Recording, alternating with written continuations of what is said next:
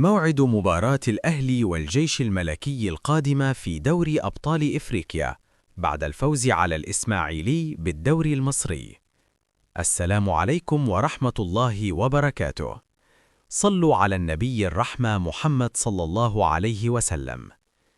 يواصل النادي الأهلي مشواره القوي هذا الموسم، ويستعد الآن لخوض مواجهة صعبة ومرتقبة أمام فريق الجيش الملكي المغربي ضمن منافسات دور المجموعات بدوري أبطال إفريقيا. تفاصيل المباراة: الفريقان: الأهلي ضد الجيش الملكي. اليوم الأحد 15 فبراير.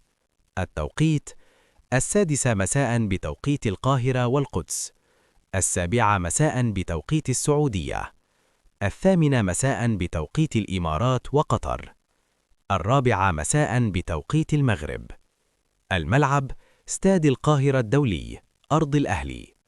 الناقل الحصري: قنوات BN سبورتس، مع استوديو تحليلي متكامل قبل وبعد المباراة.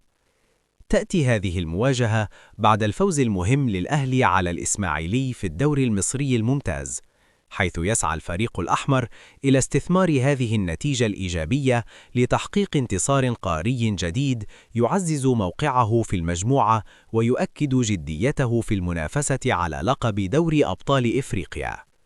إذا كنت من عشاق متابعة مباريات الأهلي والأحداث القارية والمحلية، لا تنسى دعمنا بلايك والاشتراك في القناة مع تفعيل الجرس ليصلك كل جديد لحظة بلحظة.